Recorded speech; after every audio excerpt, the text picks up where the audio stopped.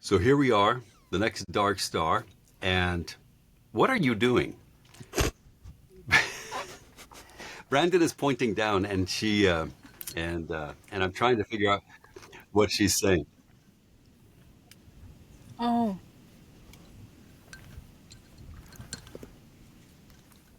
Can you not hear me? No, no, No, no. we can No, hear no, no. He you. can hear you. We just can't hear him. Oh, all right. Okay. Samantha, let me tell you something. The fact that Brandon, when she does any kind of sign language, puts me into a panic because of our visit to New Orleans, I'll have to tell you that on another live. What a But setup. I now I need this will story. I'm bear gonna that in think, mind. oh my gosh. it was pretty amazing. It was an adventure. Check But one. There you There you are. are. Woo. oh, there you are. Hi, EM. Hi, how's it going? So let's go ahead and start this thing like we're as if we were just popping in. Okay. Okay. This is challenge 2. This is where we get to have our very own mentor for the next Dark Star competition. Samantha, I don't know if you had the chance to see this adventure from the very beginning, but we started with 130 contestants originally. They all submitted their videos, and then Tessa and Brandon and I had to wade through those videos to find the very best. That was not as easy as it might seem because well, first of all, I kind of walked into this thing thinking that I was going to be the hard nose, and that I was going to be the one that the gatekeeper. But the thing is that we had so many really good people who want to be narrators that it was very difficult to narrow it down. So our original objective was to narrow it down to the top 20. Okay. Well, that became apparent pretty quick that we weren't going to be able to do that.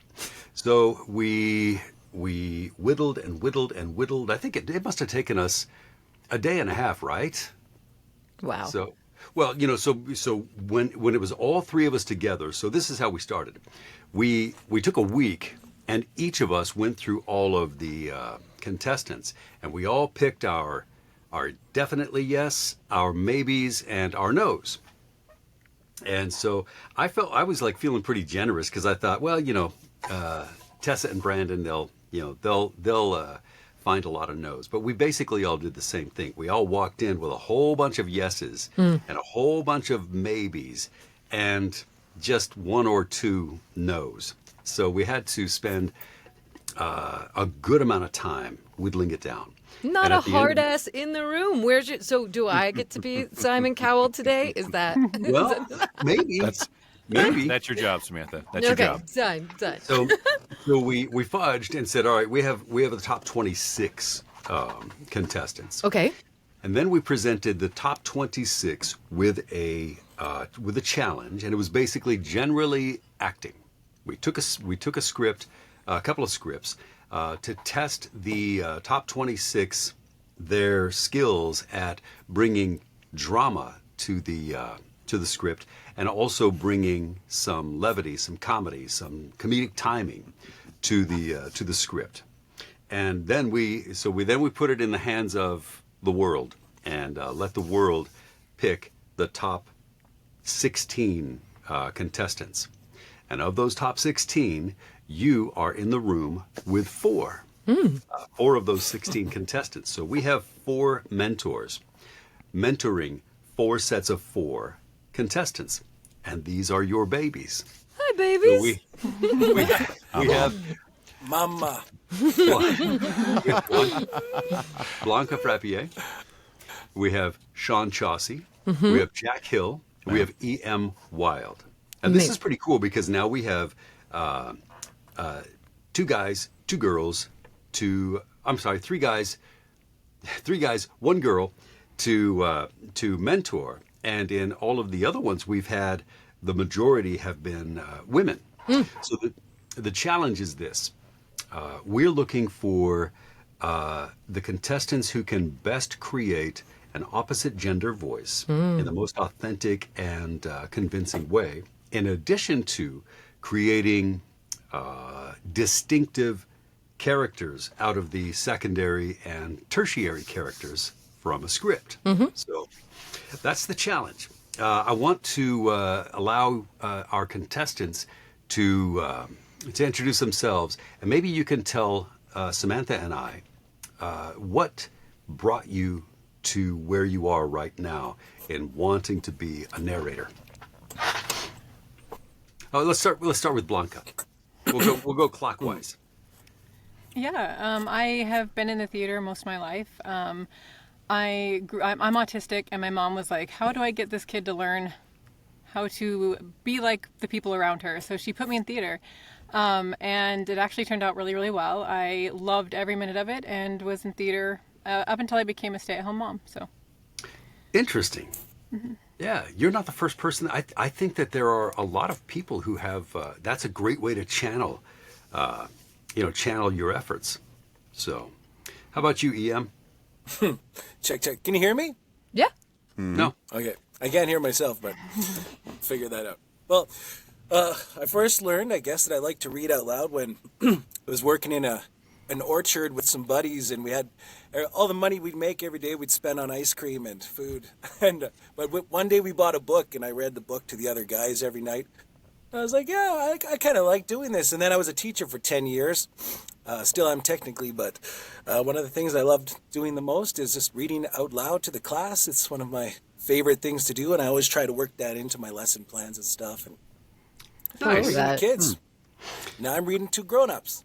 Again. I like the way you said ice cream and food. Ice cream is one of the major food groups for me. I It's agree. true. It's an important Jack one. Hill, how are you? I'm Will. So, much like Blanca, I got involved in the theater at a very early age. I kind of left it after high school, but ever since I was a kid, I wanted to do one of three things: be an actor, be in the military somehow, and be a cop or a firefighter. The military I've done for the past 12 years now in the Army National Guard. The law enforcement side I've done, realized it wasn't going to let me do what I wanted to do, and now I actually have an interview tomorrow for firefighting. But the acting always kind of took a backseat between all that as kind of something where, like, I had so much going on and so many responsibilities, it wasn't really something I was able to pursue. But I was always, like, the guy who could do voices and narrate and tell stories and so on and so forth.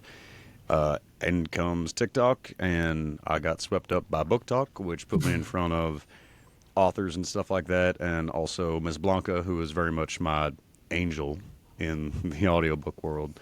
Yeah. And all of a sudden, all these things became possible again, and they actually became an opportunity. And it's one that I'm just so blessed to have and really just kind of want to grab with as much as I can and run with it.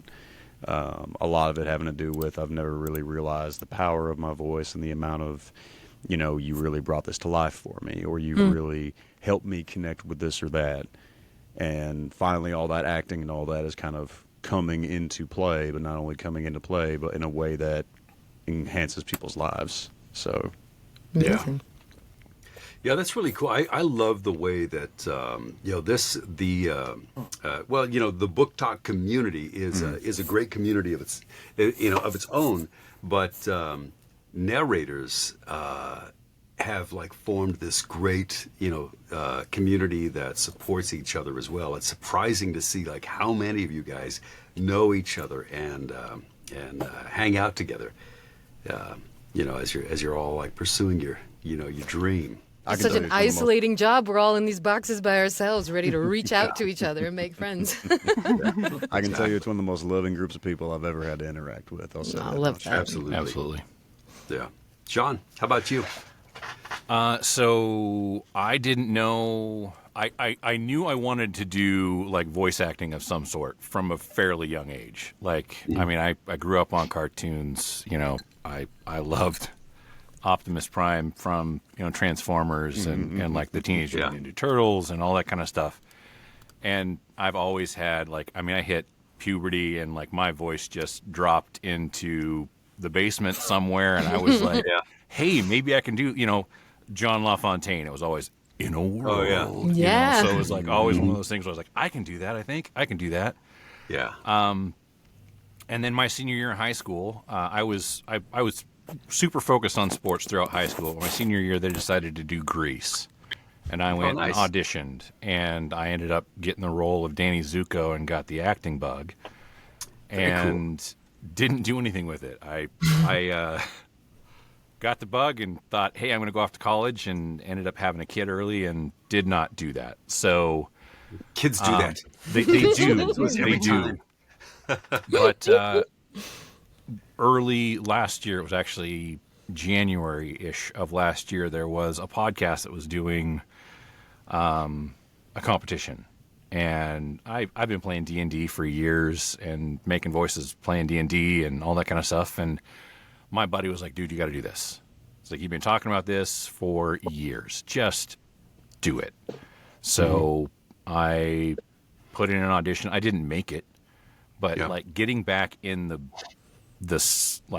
headspace of wanting to play again and reminding myself at 40 some odd years of age that it's still okay to play was a crazy uplifting experience. And so I started that process, fell in with a group of voice actors. They were like, you should get on TikTok. And I was like, dude, I'm 42 years old. I don't need to get on TikTok. That's kind of for a younger group. And they were like, no, just do it. So I did it. About September, October, I fell upon the book talk community. I was trying to find narrators because I knew narration was one of the verticals that I wanted to pursue. I had a training session with somebody, and they were like, don't shotgun yourself, find a few lanes and follow those lanes and figure out what you want to do that way. And I knew that narration was one of those verticals. So I was like, start looking up narrators. And fell into the book talk community. Did not know initially that I had fallen into the romance side of things, but I've loved every minute of it. I've made some great friends. I have a built-in narrator with Corvin King. He and I have built a really, really good relationship. So, you know, it's just been a heck of a lot of fun. He's such a nice guy, isn't he? He is absolutely phenomenal. And honestly, everybody that I have had the chance to talk to that is, you know, that I consider has like made it, you know, like yourself, Grayson Owens, Corvin King, Angelina Rocca, like there are so many just awesome human beings that narrate books. And I love that. You know what? So when I talked to Samantha about this this whole idea of the next Dark Star, it was so gratifying to me that because when I thought of it, I was kind of I felt timid at first because I was like, well, I don't know, maybe it's a dumb idea, and so like I bring it up to to a few people, and they were encouraging. And I think, Samantha, you were the first person that I came to say, hey, I've got this idea. And, so I'm approaching her like, I hope she doesn't, I hope she doesn't laugh or say, yeah, no, I've got, I think I'm pretty sure I'm washing my hair that day. Yeah. But you were so encouraging to me, like immediately.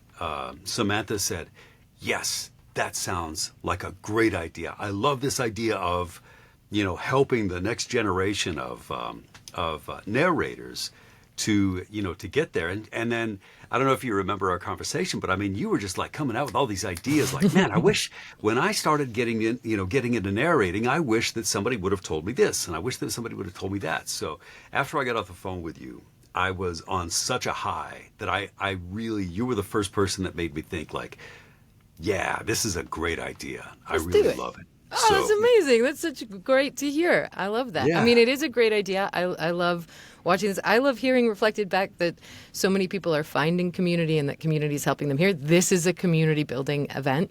And I really love that so much of the focus is on like us like sharpening these skills and talking about technique and approach to work in a different way that I feel like isn't happening in a lot of places. So thanks for Right. making it happen, sir. Oh, absolutely. It's literally my pleasure. So I'm going to brag on you a little bit, Samantha, because one of the other cool things about this was that, it's not like I was hitting up just anybody when I'm looking for these mentors. I was looking for the real leaders and iconic voices in narrating. And so when I came to Samantha, hoping that she would agree to be a mentor, I came to Samantha because she had the real bona fides. She's an Audie Award winner, 2023, right, Samantha? Mm-hmm. Yeah, over 350 audiobooks, I think, in your between both your romance and other genres. And the really cool thing about bringing Samantha in here is that she's going to be able to give you perspective from somebody who is a senior producer at a major recording studio for audiobooks. She works at Brick Shop in New Jersey. And so here's a person who has acting experience, directing experience, casting experience, and the full production experience at a big studio. So you're going to be getting your marching orders and input from a person who works with top tier narrators every day. And so I'm pretty excited about that. I just wanted to, and I don't know, if you have anything to add to that, Samantha. I wanted to be sure that I tooted your horn in case you forgot. Well, I appreciate in case you didn't want to. So I I'm wanted to be terrible sure. at it. I set the bar low so that when I just start blooping at you, you're like, oh, Okay. she's not that. Okay, fine. I really love being able to see both sides of the work. I also came into audiobooks from commercial cartoon and like video game work. So I had to temper a lot of my instincts for audiobooks. And particularly when we start talking about crafting character and finding voices for the opposite sex, I think there's a lot of things that carry over from those other worlds that I've been a part of, and some things that didn't serve me in this world. So I think, I love having these types of conversations, and I can't wait to hear what everybody's been working on. We're going to. Yeah, oh, by the way, did you know? All right, it doesn't sound as cool coming out loud. Okay. As it did in my mind as I was just thinking about this. But I lived in Albuquerque, New Mexico as a kid, and commuted back and forth from Santa Barbara to Albuquerque. And so I take a flight, I drive to Los Angeles and take a flight to Albuquerque. Well, there are a surprising number of people who commute back and forth from Los Angeles to Santa Fe, New Mexico. And so I had the chance to meet some interesting people. I actually met a woman who worked for Mel Blanc. And it was like, when she we sat on an airplane together, and she worked for I think she worked in Los Angeles and just like lived in Santa Fe. So she would work 4 days a week and then go home for 3. And so I told her what I did, and I did radio and voiceovers, and she said, "Oh yeah, I worked for a big voice actor. His name was Mel Blanc. He created cartoons." And I was like, "Are you kidding me?" And so I just sat there and listened to her tell stories about Mel Blanc for the entire flight. I bet that they were the best stories. It was so cool, yeah. And when you think about it, here's this iconic voice. Basically, they worked in this atmosphere where they just hung moving blankets on frames, and that's where he would do his thing. So. I mean, that's where many of us do it in a pinch, and most get started. So if it's good enough for Mel Blanc, then it's good enough for us. We can make it work. If they made it work, then we can do the same with our stuff. So I want to get into the end of the challenge. I'll tell you a little bit about the script that we had. And what I would like to do is tell you about the challenge. Maybe, Samantha, if you wouldn't mind, after I describe the challenge, you can maybe give us some general direction on what what works well for you. And then we can ask our contestants to read a portion of the script. Maybe they can read like 3 minutes or so of the script, and then I'd love to get your your input and any kind of feedback you can give them Sure. on the stuff. So what we have is this cool script by do you know Caroline Peckham and Suzanne Valenti? Mm-hmm. So if you're familiar with their writing, they do. They come up with these amazing characters in each of their books. All of their characters, which is kind of it's a little bit different than a lot of authors, because a lot of authors will focus on one set of main people, and then you'll meet some of the supporting characters, and as you start reading books, you kind of you can pick out the characters who are going to have their own book later on in the series, right? Well, Suzanne and Caroline do this a little bit differently. They have a lot of characters who are all the main characters, and you learn all about them in their books. And so they've got this series called the Zodiac Academy, and I did Ruthless Boys of the Zodiac, Okay. which is a prequel to the Zodiac Academy, but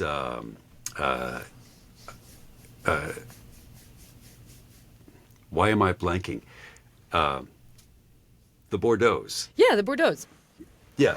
So Bridget and Jake were the characters on the people who played the characters on Zodiac Academy. So anyway, what they did in this one book called The Awakening was they wrote one book from the point of view of the main female characters, and then the other from the point of view of the guys. So it's really cool. We have this scene that is told from the point of view of Darcy and Tori, and then the other the other scene, which the guys are going to read, is from the point of view of Orion and Caleb. So, with that, who would like to take the first shot at their script? I'll do it. All right. I knew we were going to get one volunteer. Okay. EM will go. My kids will be home soon, and once they come here, I'm going to have to mute. That sounds good. I take this window when I can. Well, I can. Beautiful. Oh, I'm sorry. You know what? So real quick, before you go, I wanted to ask Samantha, do you have any advice for EM before he starts? Oh, so I think I don't want to get in your head too much, and I'm sure you've done a deal of prep for this because you've had the script. I'm presuming you've had it for a little bit of time, so you've gotten to read it before. It's not a cold read. So I'm not going to get in your head too much beyond to say things that I'm listening for will be really, I think, our approach to character and where we go with our voices and our characterization of them is really dependent on the text. And this is clearly, we've got some paranormal characters in here. There seems to be a larger appetite than usual for us to make some distinct choices as opposed to something that's more like a contemporary romance that maybe wants to see a little bit more restraint in that. So I think if you have an instinct to go someplace with it, go there, because I think the text will support it. If that's not what you've prepared, don't push yourself. But just to say that I think the choices we make really need to be reflected in the text. In this one specifically, I think the listeners for this type of work have a higher appetite to hear some of those more specifically distinct choices for character. But I'll give you notes after. I don't want to get in your head. Beautiful. I think that's Distinct choices. Got it. Yeah. Okay. Now I'm regretting my choices of going first here, but let's go. It's going to be lovely. To start from the top? Start from the beginning of the thing? Okay.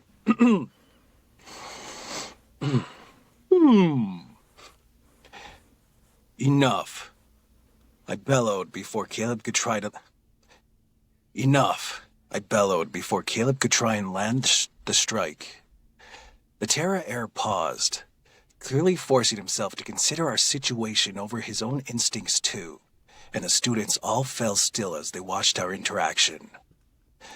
Caleb extinguished the flames in his palms, a low growl rolling from his throat. She's my source. Touch her again, and you're dead, professor or not. I snatched the front of his shirt, pulling him within an inch of my face. Get out of my classroom. Not until you swear it, Caleb spat, wheeling a hand around to point at Tori. She's mine. Keep your teeth out of her. I don't belong to anyone, Tori snapped, and Darcy nodded her agreement. You do until you can fight us off. Caleb pushed me off of him so hard, my back smashed into the board, and I bared my fangs, fighting my instincts to kill him for that. Fine, I said in a deadly tone. But the other Vega twin is mine. Excuse me?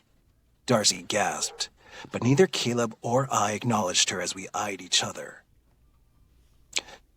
Deal. He finally forced out, then marched from the room, slamming the door behind him. The insult didn't pass me by. Then again, I probably would have done the same in his position. I was going to work extra hard at finding something to give him detention for this week, though. A breath left me that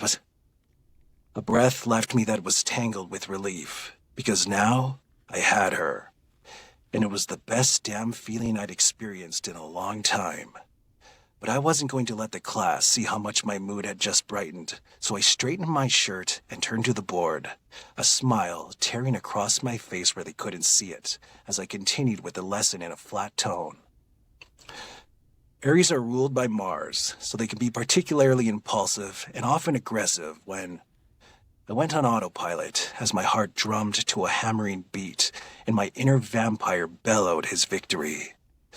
But I was fucked. So fucked, because I knew this was about more than her blood.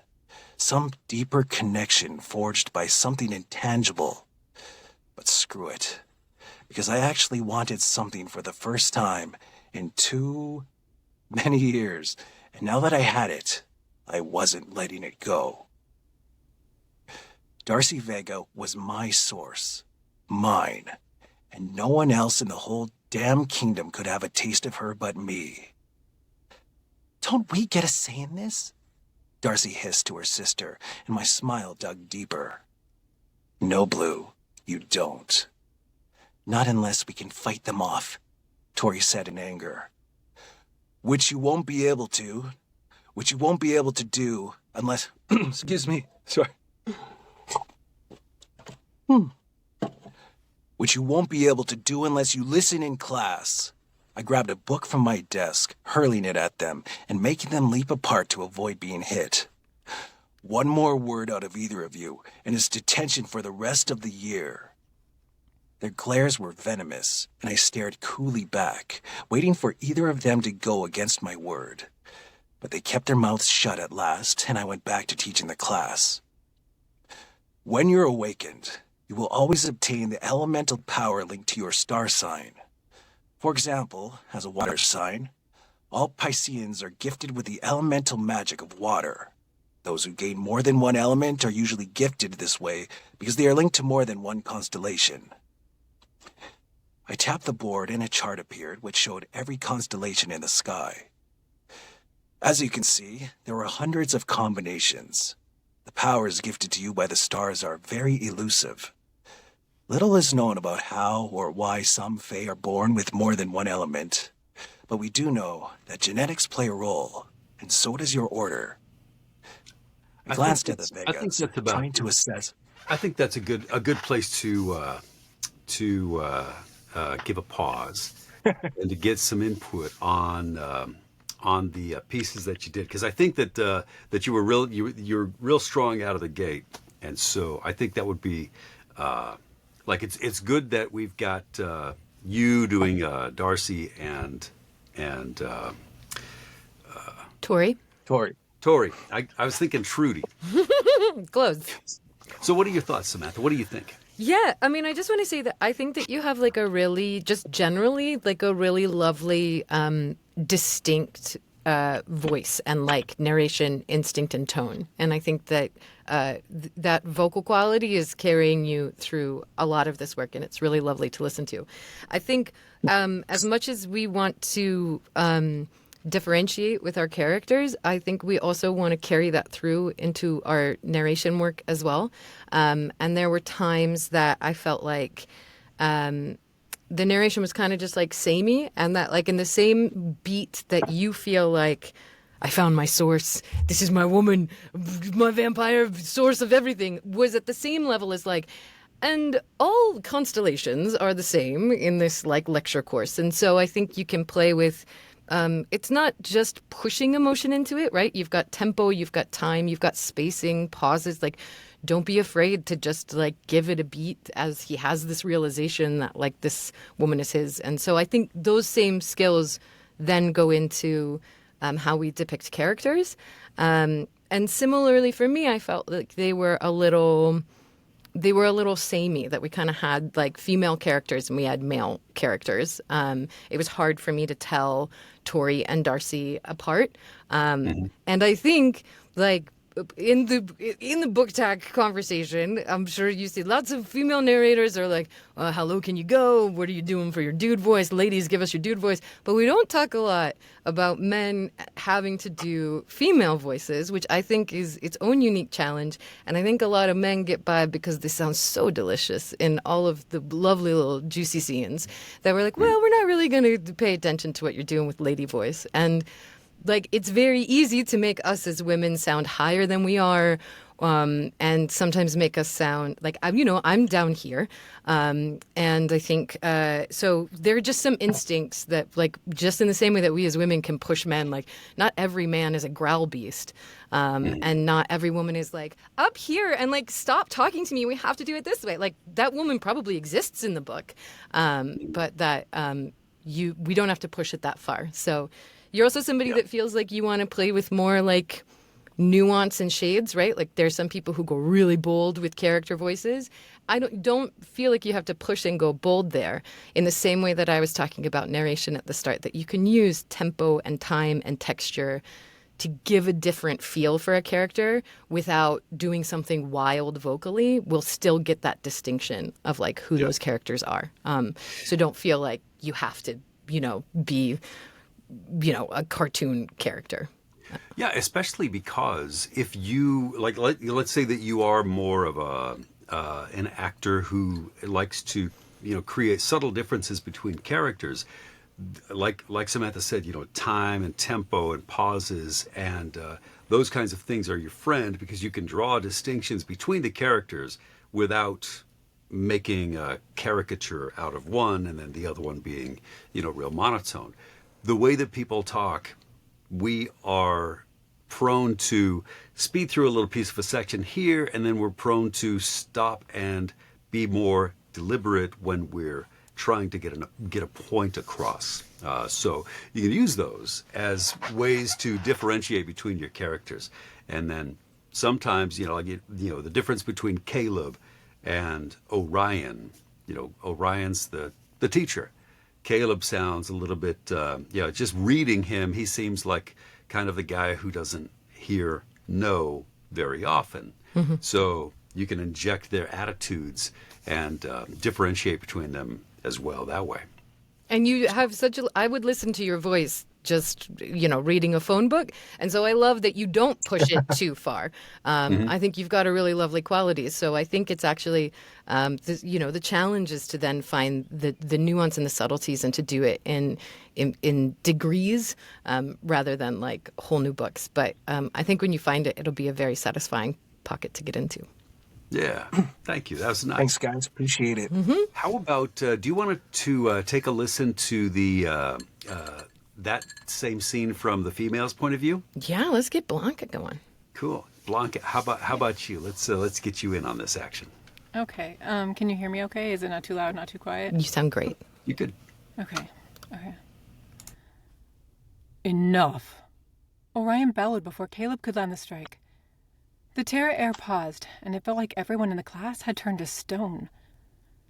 Tension rippled through the air as Caleb extinguished the flames in his palms. Hold on. I breathed wrong. Okay. Will you actually do me a favor, Blanca? Will you start from the top again and just give me, like, just start from the top again? Okay. I'll breathe this time, I promise. Okay. Enough. Orion bellowed before Caleb could land the strike. The terra air paused, and it felt like everyone in the class had turned to stone. Tension rippled through the air as Caleb extinguished the flames in his palms, a low growl emitting from his throat. She's my source. Touch her again and you're dead, professor or not. Orion snatched the front of his shirt, pulling him within an inch of his face. Get out of my classroom. Not until you swear it. Caleb spat, wheeling a hand around to point at Tori. Sorry, I'm so nervous.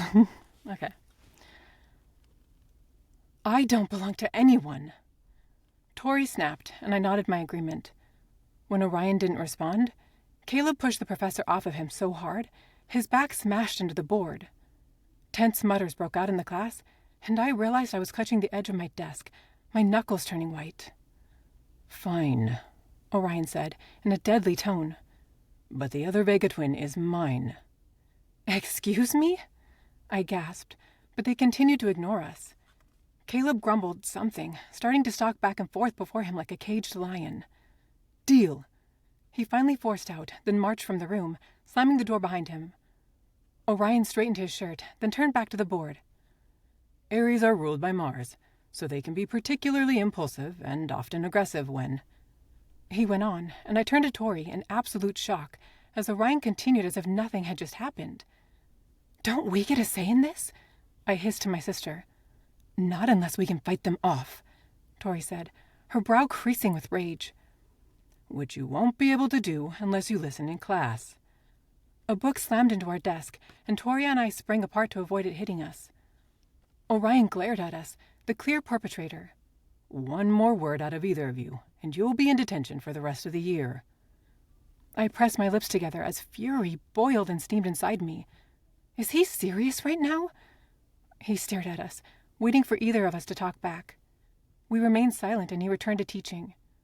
When you're awakened, you will always obtain the elemental power linked to your star sign. For example, water as a sign. All Pisceans are gifted with the element of magic, of water. Those who gain more than one element are usually gifted this way because they are linked to more than one constellation. Orion tapped the board, and a chart appeared which showed every constellation in the sky. As you can see, there are hundreds of combinations. The powers gifted to you by the stars are very elusive. Little is known about how or why some Fae are born with more than one element, but we do know that genetics play a role, and so does your order. He gave us a pointed look, and I gave him a cold stare back. You literally just claimed me as your blood bag, you jackass. How can you go on with life as if nothing just happened? He approached me with a smile that made my chest hollow out. Can you name some of the constellations which aren't linked to a zodiac sign, Miss Vega? Why was he always picking on us? There were nearly 500 people in this class, and he knew for a fact that my sister and I had the least knowledge here out of everyone. I thought back to my youth, lying under the stars beside Tori. Our foster mother at the time had laid with us, pointing out the few constellations she knew. She'd been a kind woman, but her husband had never wanted us there. In the end, she chose him, and we were cast out. The story of my life. One of the constellations had stuck in my mind from those long days ago. I cleared my throat. The little bear? Correct. He pointed at Diego beside me, which is also known as the Little Dipper, sir, he supplied. I bet Diego's got a little dipper. Tyler Corbin snorted from the front row. 5 points from Tara. Orion snapped at him, and Tyler huffed. I think that's a good place to interrupt you. I think that this gives us a good idea. Mm-hmm. All right, Samantha, what are your thoughts?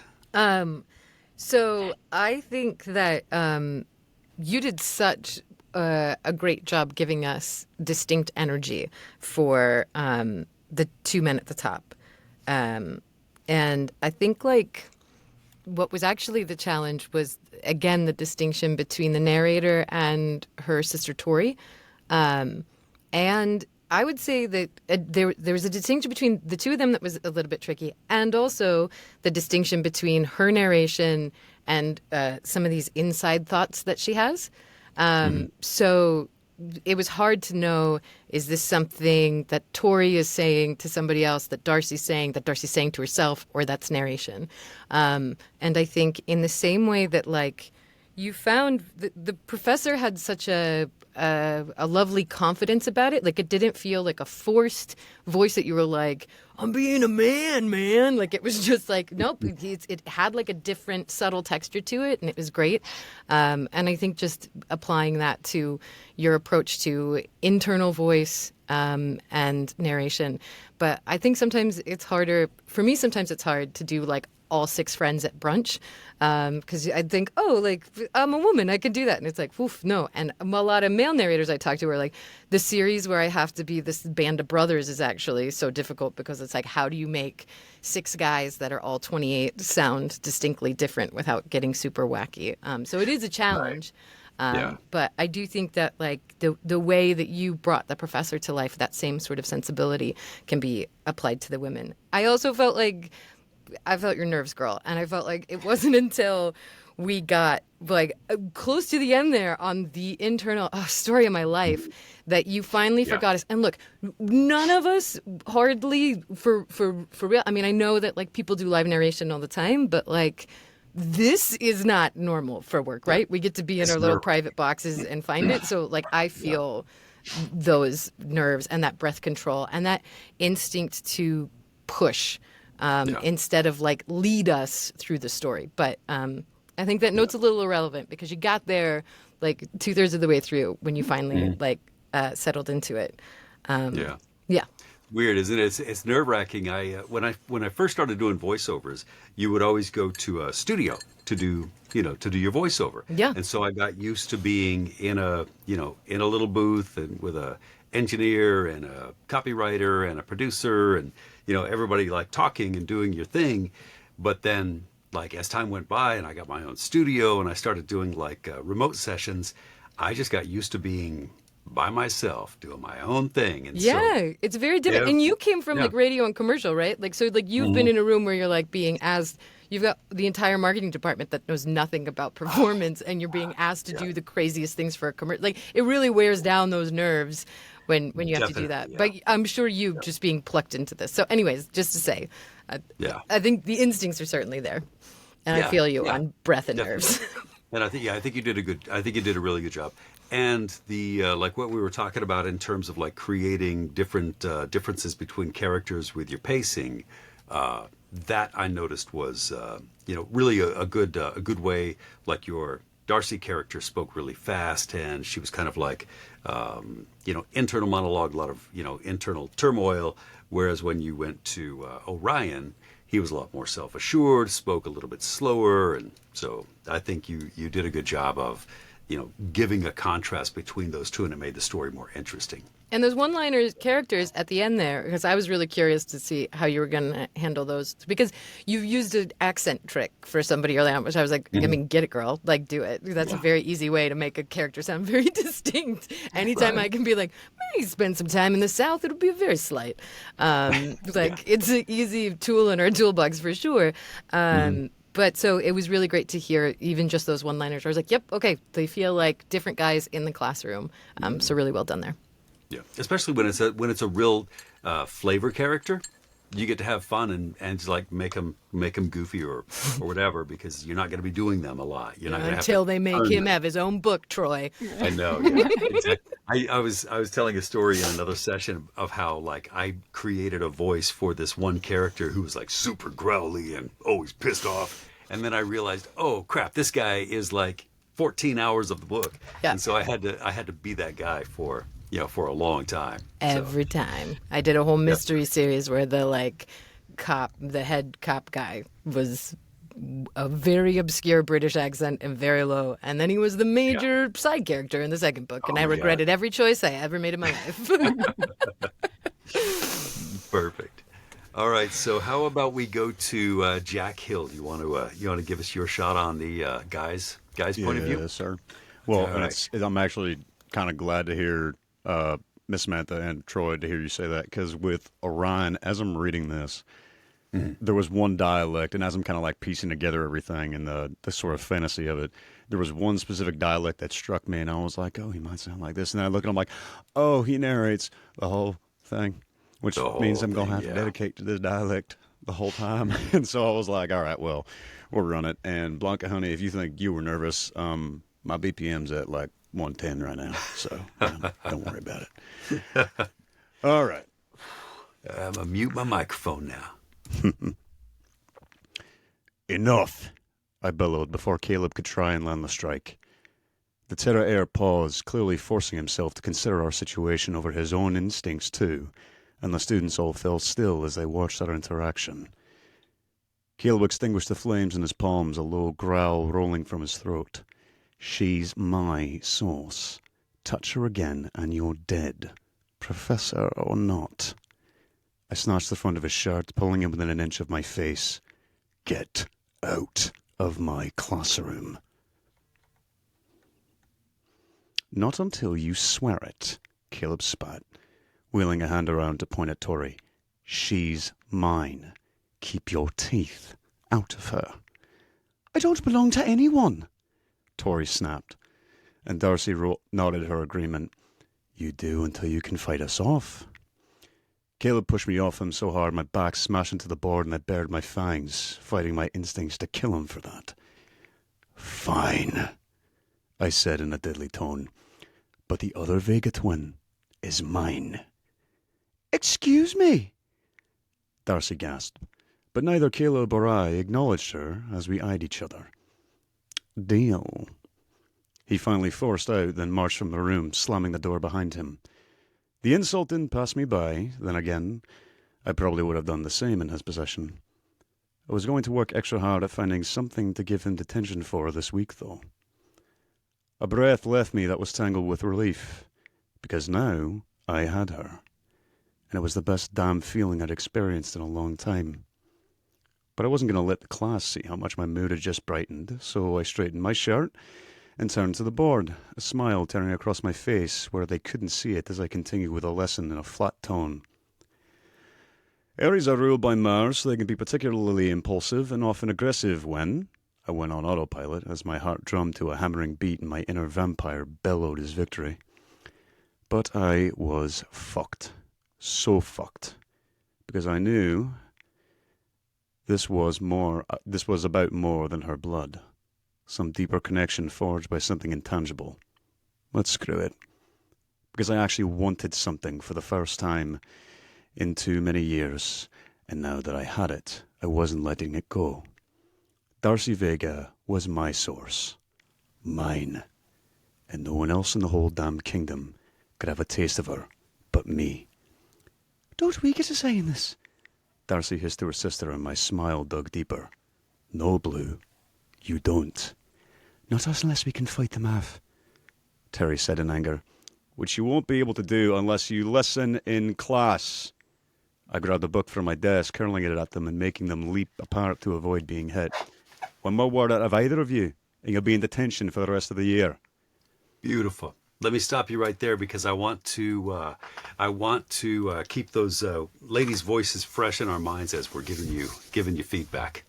Yeah, Jack, sir, beautifully done. Thank you, ma'am. And I love the bold choices that you made. I also think that just a reminder that when we do go heavy on accents, and it's a lot of accents, that we actually want to sometimes go a little bit slower than we instinctually would for the ear of the listener, because it can be a little bit harder to track when we go. Right. When we go so thick on an accent. But even within that, I thought you found great distinction for all of the characters there. I thought both of the women had these. You played with texture so well. I think people forget that texture is one of our tools for like giving a voice some different qualities, and I felt like that like so clearly came through. Especially when a lot of times these like characters have like, oh no, don't do it. Okay, go there. You're like, well, you're giving me like 3 words. And I felt like even with those 3 words, I felt that distinction was alive and well, even though they were all in that same kind of accent realm. I also just wanted to call out a few things because I think that as like nervous as you talked about being, you did settle into like giving yourself permission to take time and space. And as a result, I heard things in the text that really just like popped and moments that really like settled in. And I just think that to the note earlier about how we want to infuse narration with like a little bit of the POV, particularly when it's first person POV like this, the moment where you are like, you're mine. Oh, I got to go back to teaching. That beat shift that you did and the distinct, subtle quality of you're narrating to me, oh my God, I'm overwhelmed by this woman. Oh, I'm teaching this class. Okay, now I'm lecturing. And now I'm also now going back and having this internal thought of like, you were playing with sort of 4 timelines at once, and I followed each one, and I just thought it was really, really well done. So thank you for that. Nice. Hey, Samantha, can I ask you for a little clarity? You say texture. Mm-hmm. When you say texture, are you talking about inflection or range or? I'm talking a little bit more like. No, I mean I think it's quite literally like a little bit of like, are we using rasp? How are we? Okay. Where are we kind of like how much noise is on the filter as it kind of comes through? Because what stuck out for me with these 2 women was that one woman kind of had a huskier tone, and yeah. So for me, that's what it was in this case. Nice. Yeah. Oh, Yeah, I'm I not think gonna that's lie. good. I was kind of curious on instinct. that too. I was like, oh yeah, texture. I know exactly what she's talking Whatever that about. means. Yeah. Yeah. Sorry. No, it's quite all right. Yeah, I'm happy to. I'm happy to ask the question. Like, explain it to me as you would a child. Well, it's So- funny too because I think of it as like how I see like the waveform as well sometimes too. Like, so I think that's why my brain goes there. So I'm like, oh, is it like a fuzzy waveform or is it like a sharp waveform or is it like spend too much time in audio? So Right, staring at a screen. Yeah. But yeah, I think that's a great piece of advice about like again, making these different characters sound different, especially like if you have several of them, where you can use like some smoke or some vocal fry or whatever it happens to be to give them their own distinct flavor without making them sound cartoonish. right, yes, it's always like a little goes a long way. Right. Don't yeah. overspice the meal. the seasoning. All right, Sean, are you ready to rock and roll? I mean, not really, because I have to follow 3 fantastic performances. So, Right. You're just going to be play the this 4th game. fantastic performance we're going to listen to this evening, sir. You're Talking you're about the closer. Jack talking about his like. I just checked mine. I was at 111 beats per minute. My heart is just like thumping right now. So we're going. Yeah. Take the This breath is you good need. trial by fire. Okay. Enough! I bellowed before Caleb could try and land the strike. The Terra Air paused, clearly forcing himself to consider our situation over his own instincts too, and the students all fell still as they watched our interaction. Caleb extinguished the flames in his palms, a low growl rolling from his throat. She's my source. Touch her again and you're dead, professor or not. I snatched the front of his shirt, pulling him to within an inch of my face. Get out of my classroom.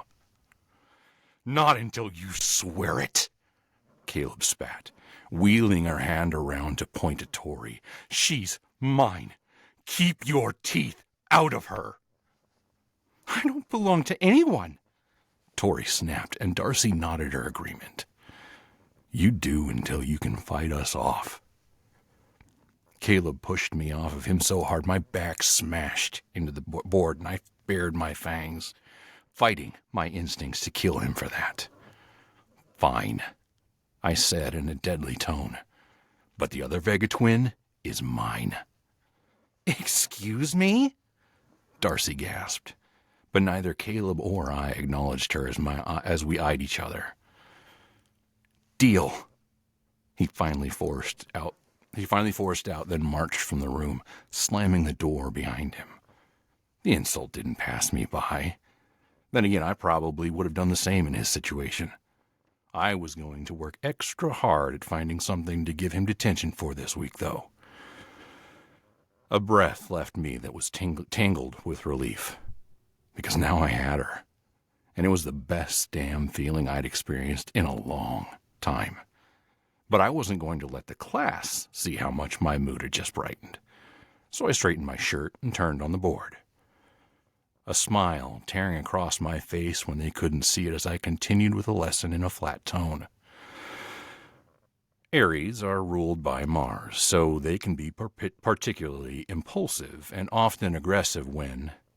I went on autopilot as my heart drummed to a hammering beat and my inner vampire bellowed his victory. But I was fucked. So fucked, because I knew this was about more than her blood, some deeper connection forged by something intangible. But screw it, because I actually wanted something for the first time in too many years, and now that I had it, I wasn't letting go. Darcy Vega was my source. Mine. And no one else in the whole damn kingdom could have a taste of her but me. Don't we get a say in this? Darcy hissed at her sister, and my smile dug deeper. No, Blue, you don't. Not unless we can fight them off, Tori said in anger. Which you won't be able to unless you listen in class. I grabbed a book from my desk, hurling it at them and making them leap apart to avoid being hit. One more word out of either of you, and you'll be in detention for the rest of the year. All right. I think that's good. How about you, Samantha? Did you get enough to? I think so. get some good input? This toxic teacher, just blesses her. Right. So in the same way that like I could listen to EM, I feel like I'm gonna listen to EM on like a contemporary like romance just for like his voice just feels like meant for that genre. Sean, you are like really meant for like this genre with like paranormal characters and fantasy elements. Just so much of it just naturally is in the pocket for you and was so satisfying to listen. You were the one person out of the four that nailed the opening beat on enough. I was like, this is such a strong opening moment. And I know nerves and everything else, but you were the one person who like got us there, took the time and like respected it as the beat shift that it was in the text. And I really thought you did great for that. I thought the women were distinct, but I felt like Caleb and Orion weren't as distinct as I would have liked them to be. It was a little hard to track when they were in that fight in the beginning, who was on what side of that, whereas the women were really clear.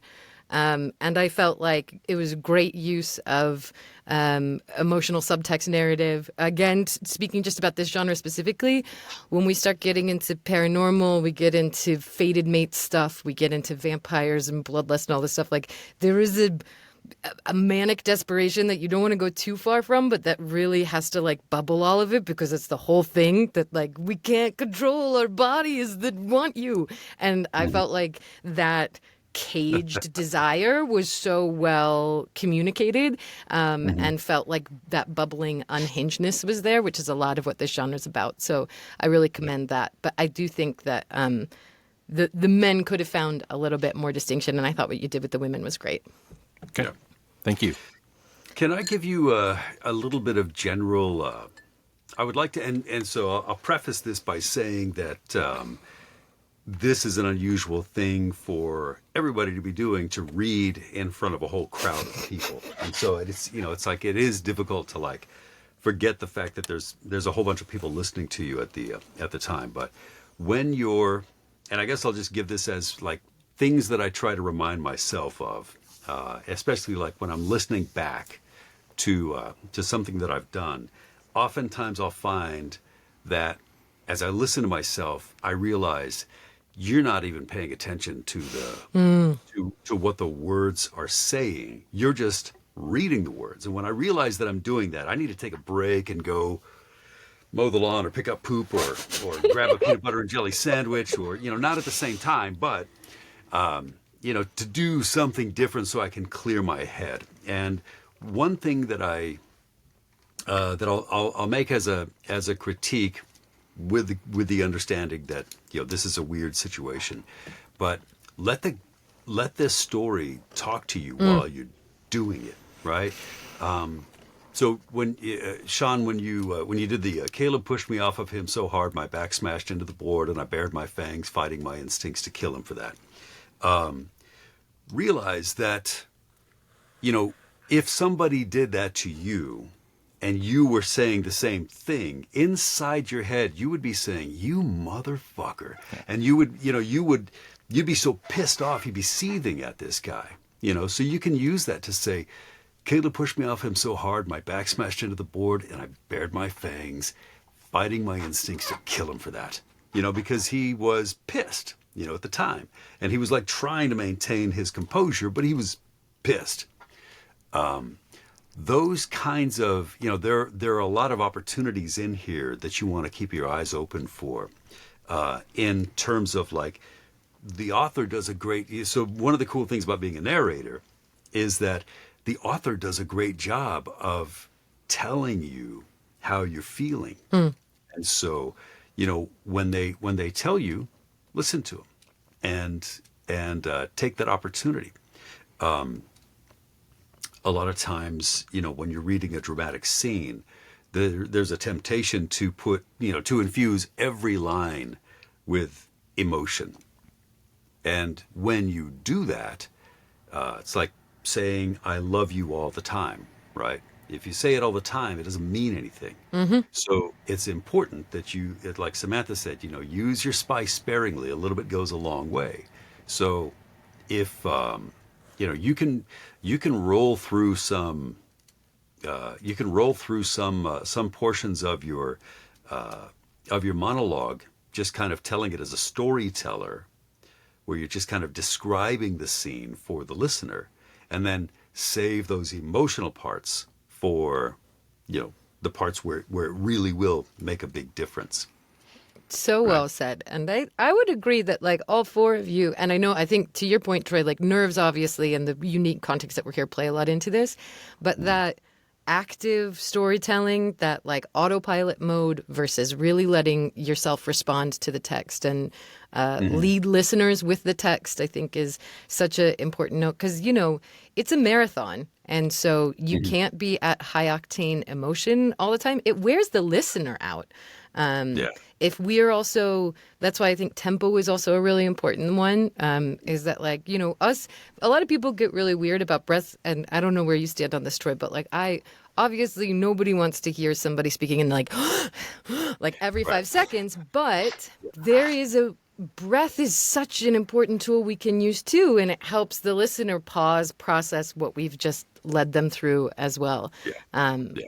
So well said. Yeah, I don't really pay attention to my breathing very much. It's like it's like you said, as long as you're not, gasping your breath in, it would sound unnatural not to have breaths. Yes. You'll get a client, they'll be like, take all the breaths out. And you're like, I know what you're saying, but also what you're not. Because it actually is hard for the ear to not hear a single breath. Yeah, I mean, it sounds like you're talking in a vacuum if if you don't hear those breaths. So yeah, I think that's and you know what? If the and that's when you get to play the diva and say, well, I'm sure the engineers can do that. unless you have to be the engineer, then you're like, I don't know. That's at least seems pretty impossible to me. But I think that and I think the human ear, people are programmed. We're wired to look for anomalies and things that don't fit patterns. That's what keeps us interesting. Or keeps us interested. So if you hear, if if you find yourself speaking in the same pace all the way through the book, and one thing is leading to another, it's going to lull your listeners to sleep, which is not a bad thing. Like when you're reading to your babies, you want them to go to sleep. My daughter used to. I don't know if it was a compliment or not, but I used to like to read Lord of the Rings to them, as they went to bed, and she said, "Boy, it's so easy to fall asleep when you read to me, Dad." So I think she meant it as a compliment. Yeah, you're a comfort to them. Yeah, it was comforting. But if you want to make the story interesting, give them variety, give them spice, give them rush through one sentence and plod through another piece and give them. And to give your them point, variety. Troy, the author gives us that roadmap. I think if we're really looking at the text and if we're really responding to it, those tempos will become evident to us. And those, I go back to that moment that I called out of Jack's, that it's like there's like 4 POV shifts that are happening in a very tight time period.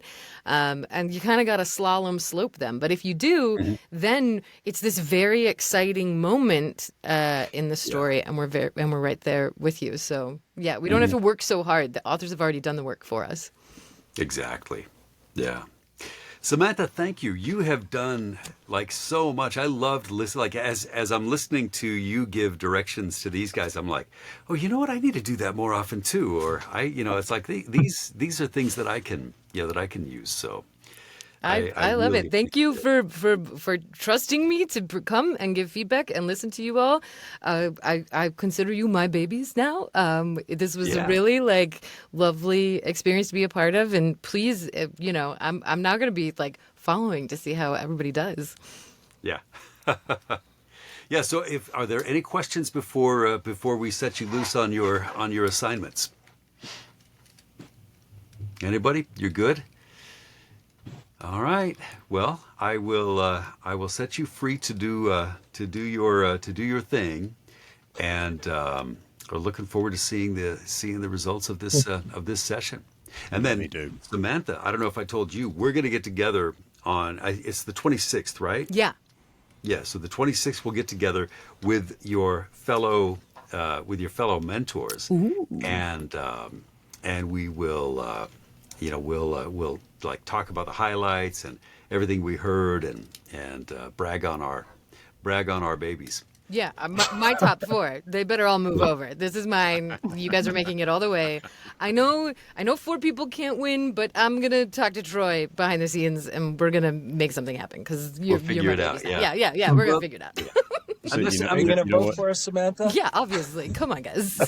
You know what? That really is the beauty of this competition that I love so much, is that, and I told everybody, the people, especially the people who did not make the first cut, and the people who don't make the second cut, and so forth and so on.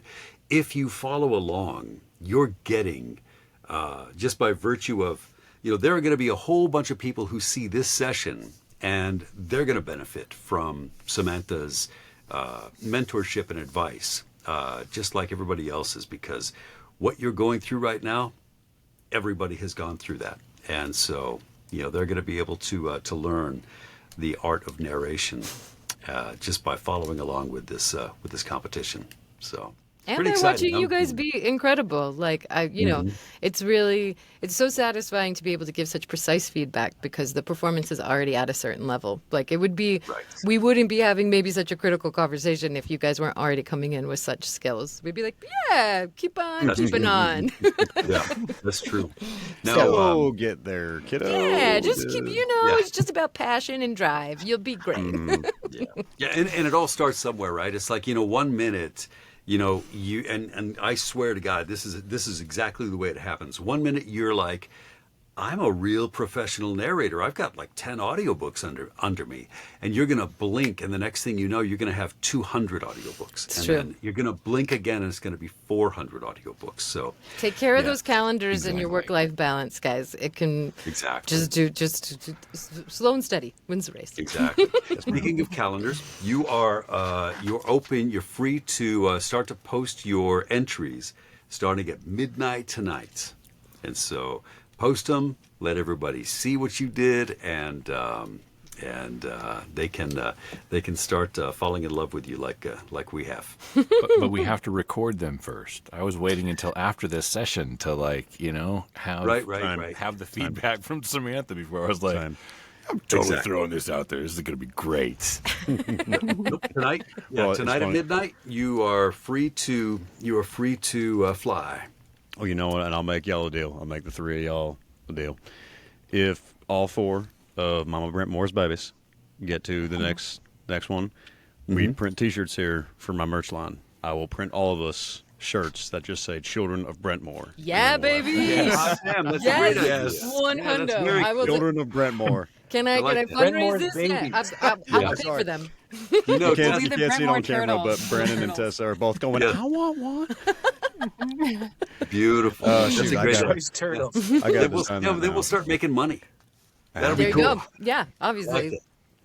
Beautiful. Who's All right, moving guys. on? The Children of Brentmoor. The children. Children. We'll turn it into a dark romance. Yeah, fine. Oh, excellent. All right.